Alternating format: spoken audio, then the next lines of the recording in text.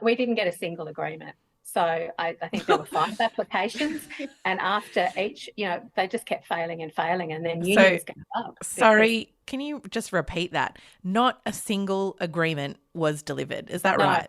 Not one single agreement in the 12 and a bit years of the Fair Work Act being in place. So it was a complete failure. Yeah. One for mum, one for dad, one for the country. And there has never been a more exciting time to be an Australian. Budgets are about choices, Fran, and you show what you value through the choices you make. This is coal. Don't be afraid. Don't be scared. The Treasurer knows. I want an economy that works for people, not the other way around. We'll just end up being a third-rate economy, a banana republic. Just follow the money.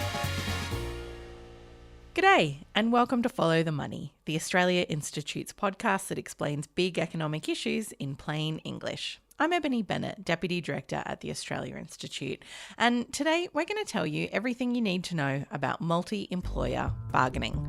What is it? How does it work? A major breakthrough for workplace relations reform. Unions and small businesses have reached an agreement supporting multi-employer bargaining. More collective bargaining power across multiple industries.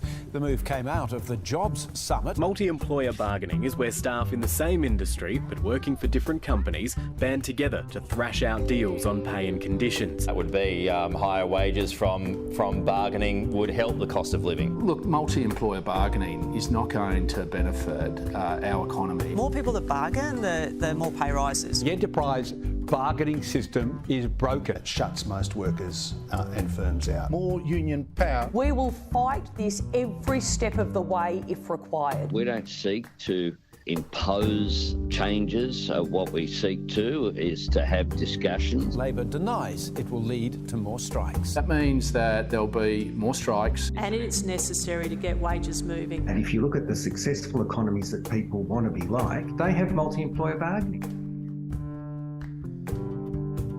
To combat persistently low wages growth, the government is seeking to act quickly on the outcomes from the Jobs and Skills Summit that was held in September. The most contentious of which is multi-employer bargaining. That's a term you're going to be hearing more and more, which has been included in the Secure Jobs Better Pay bill that's currently before the Senate. We've heard employer groups call it a seismic shift that will increase strikes on the one hand, with unions calling the reforms moderate on the other. What is certain is that the current system is not working for workers. To give you the lowdown, I'm joined by Dr. Fiona McDonald, Policy Director, Industrial and Social with the Centre for Future Work, and Lily Rains, Anne Cantor Fellow with the Australia Institute. G'day, Fiona and Lily. Thanks for joining me. Hello. Hi, Ebony. Thanks for having us. Fiona, if I can start with you to kick us off, what actually is multi-employer bargaining for those of us who've never heard of it before? Okay. Well, multi-employer bargaining is where employees of 2 or more organisations or enterprises bargain together with their employers for a single agreement that sets out wages and conditions across all those organisations. So an example might be for nurses who work in general practice clinics in a region. There might be only a very small number of nurses in each general practice or even one general practice. So they can get together as a group and bargain with their employers collectively for one agreement that sets out nurses' wages and conditions across the region. So a multi-employer bargaining is a form of collective bargaining. The other main form of collective bargaining that we have in Australia is single enterprise bargaining. Collective bargaining just refers to where employees bargain as a group rather than a single employee with their employer. And single enterprise bargaining is where employees just in one organisation bargain with their employer. And that's currently the main form of bargaining that we've had in Australia and relied on almost exclusively for the last decade or so. Okay, so Lily, why are the different parties fighting over multi-employer bargaining now? Yeah, so to answer that, we sort of need to go back to basically the decline of enterprise bargaining in Australia. So that is our predominant form of bargaining arrangements. Hugely unpopular work choices laws helped bring down the Howard government. But now Labor's laws, billed as fairer, are under fire. We said when we replaced work choices with the Fair Work Act that we would have a review and see what else we needed to do for the future. Single enterprise agreements, which are directly between an employer and its employees, will be the most common type. Basically, since 2013, we've collapsed from 29% of waged employees falling under an enterprise agreement to, I think, around 15% now. So it's completely, essentially collapsed. Yep. And because bargaining it's the strongest and it's the most efficient way to lift wages and conditions. So alongside the collapse in enterprise bargaining, we've also had basically wages fall out. So we've had a decade of wage stagnation. Real wages are now set to go back 15 years, meaning in 2023, real wages will be what they were in 2008. Not a good year. No. Not good to think that workers haven't made any ground since 2008. Yeah, That's a long way back. Yeah, it's really grim. And this is also severe by international standards, so we're a bit of an outlier in that respect. And throughout this process, as wages have gone down, labour productivity hasn't necessarily gone down. So labour productivity has continued to increase. And profits have increased. The share of GDP going to corporate profits is at a record high. So when you combine all of that together, and enterprise bargaining is the mechanism that's meant to give wage increases and conditions increases to workers, it just hasn't happened. Something is broken. Something is broken, and the system is basically broken. And so multi-employer bargaining is sort of this option that parties are looking at, and they've been talking about for a while. I mean, it's been a long-term, discussion among industrial relations experts, academics, unions have all sort of had an eye on it, that we need to fix the bargaining system, and part of that is expanding it. So, Fiona, we've also heard specifically that the government is concerned about particularly low-paid workers specifically, and we know low wages growth has been a particular problem for, let's say, the care industries, which have a highly female workforce, a highly gendered workforce. But who will this really help if it passes? Okay, well, it will help low-paid workers. There was actually already in place, we have now a special multi-employer bargaining stream in the Fair Work Act for low-paid workers. Now, this was put in when the Act was set in place in 2009, is when it replaced work choices, because it was recognised then, there was a lot of evidence already that low-paid sectors, workers in low-paid sectors, and including those feminised low-paid care sectors, their wages had completely stagnated under enterprise bargaining prior to our current arrangements. And it was, we knew that it was just extremely difficult for those workers to bargain for wages and extreme for wage increases, and often extremely difficult for their employers to bargain as well, because their employers might be small employers with few resources, or they were in a sector like the care sectors where a third party like the government, or maybe in a cleaning industry where the cleaners were all working in long contracting chains, but the real money holder, the purse holder, was at the top of that chain, and you need to engage that party to get any lift in wages. So there was this stream there, but it didn't work for low-paid workers. So one of the things that the proposed changes do is make that much easier for workers to access, but it also adds a new stream that allows other workers who aren't specifically really low paid to also bargain in multi-employer bargaining. And the groups who that might apply to, for example, would be those nurses I talked about before. They wouldn't be considered to be really low paid, but they haven't been able to, because of their situations in small organisations, they haven't been able to bargain for wage increases, and they're much, much lower paid than, say, nurses in public hospitals. So there's a whole heap of workers out there who haven't been able to bargain for any wage increases, and maybe on just above the award safety net, or on the award, or even a bit above, but are underpaid compared to other workers because of they're in a particularly fragmented part of the, their industry is fragmented, like the cleaners I talked about, or they're in with small employers like the nurses. So by removing the restrictions on the low-paid stream, that should help low-paid workers, and then this new stream should help a broader group of workers who just haven't been able to access single enterprise bargaining. We've seen collective bargaining halve in a decade, and that has led to the lowest wage growth of any decade in living memory. They were elected on a mandate to get wages moving. Obviously if they don't fix it, who's going to, suffer? It's going to be the average Australian. Green's test will be to make sure that this legislation works for women, and especially lifts the wages of the lowest paid in our country, which are more often women, but also that it works for carers. And so what are some of those restrictions that are currently barriers to this working for the low-paid workers in the past? Why hadn't what was previously working delivered for them, and how will this change it specifically for low-paid workers? Okay, well, the low-paid workers stream was set up with a very complex set of conditions and considerations that the Fair Work Commission had to think about before they could decide whether low-paid workers were actually allowed to bargain together.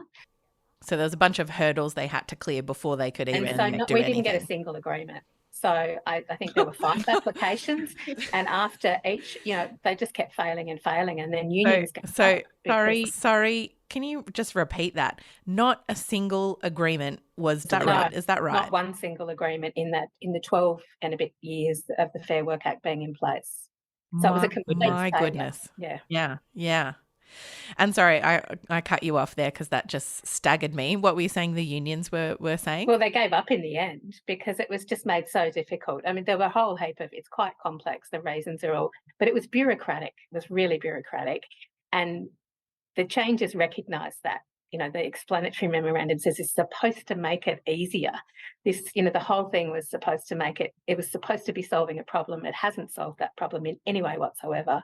And these new changes should be making it easier by removing some of those restrictions. The most contentious part of this legislation is this move to multi-employer bargaining. Let me just say we're not convinced of the need for radical or risky reform. Opposition has accused the PM of bowing to militant union pressure and is vowing to fight the legislation. That means that there'll be more strikes, and when there's more strikes, it means employers will employ less, so there'll be job losses, but it'll also mean that costs will go up, and you have to pay for that. Someone always has to pay. So, Lily, I've heard this legislation described as quite radical by, some business groups at the very least. Is this quite moderate by international standards? What are we talking here in terms of the scale of the reform? We are talking extremely moderate reforms. This is not upend our system at all. The legislation itself has a lot of caveats, so it's not this sort of free-for-all that's being depicted. But even just zooming out, most of the OECD is moving towards or is already existing in a multi-employer or sort of sector bargaining system. And the OECD itself recommends this multi-employer framework. It leads to greater equality outcomes. It lifts up low-wage workers, as Fiona touches on, low wage, particularly women, migrant workers who just can't access those benefits. It lifts them up, and it also reduces unemployment. And we have that evidence abroad. I mean, Chris Wright and some of his associates from the University of Sydney, he put out some really good work about Denmark in particular, and how, shockingly, it led to, a lower unemployment rate, but also a lower strike rate than Australia. So I think we really need to contextualise how moderate this is compared to other countries.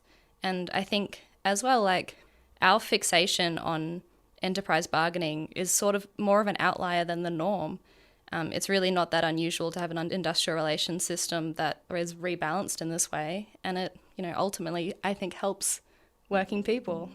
If you look at the successful economies that people want to be like, if you look at, say, Denmark, Norway, Germany, countries which have strong standards of living but also have got inequality under control, they have multi-employer bargaining.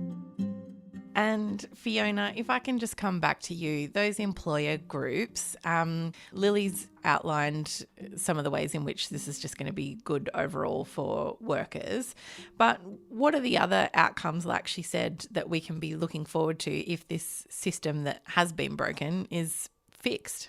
If we think about those target groups in the low wage sectors, we really actually need this to repair what are some really broken systems of workforce systems, systems that we've all heard about since COVID that are in crisis, whether we're talking about childcare, where workers are leaving because of pay, because of too much pressure, aged care, we've seen a very small increase. It sounds like a big increase, the 15% wage increase we've just recently seen through the work value case. That's 15% of $22-something an hour, so it's not a lot of money. Those sectors, we actually need to build them if there's such important infrastructure. So I think we can see some real benefits there. I think in other examples like the nurses I talked about, they need career paths, they need opportunities, and that ability to kind of come collectively together around wages and conditions provides that in ways that they haven't been able to do that at the individual employer level. So there should be great productivity benefits in some of this too. And Fiona, I know the Centre for Future Work has put out some research, very new research, that looks into the effect of this legislation on wages specifically. What does that show?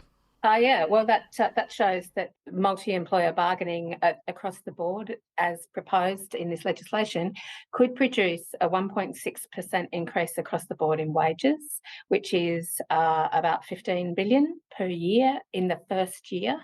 And that's a really big boost to wages in the pockets of workers. And we know that consumer spending forms a really large part of GDP. So that's really, really good for our economy. Yeah, really good for our economy in the long term, particularly because, wages growth has been so slow for so long. Workers really have a lot of catching up to do. They have, from the last 20 years. Families and workers' households are really struggling with inflation, and this is exactly the kind of increase that we really need. Okay, well, I'm afraid that's all we have time for. Thanks very much to you both. This episode was recorded live on Tuesday, the 15th of November 2022, and things may have changed since recording. You can visit australiainstitute.org.au for all our latest research and content, or the Centre for Future Work is at futurework.org.au. You can find us on Twitter at the Oz Institute with an AUS. My Twitter handle is Ebony_Bennett with a N_T. Fiona McDonald is at Dr. Fiona Mac, and Lily Rains is at Lil Rain X. That's RAYNEX, and our producer Jennifer Macy is at Jennifer Macy with additional editing from Emily Perkins. Our theme music is by Jonathan McFeet from Pulse and Thrum with additional music from Blue Dot Sessions. Thanks for listening.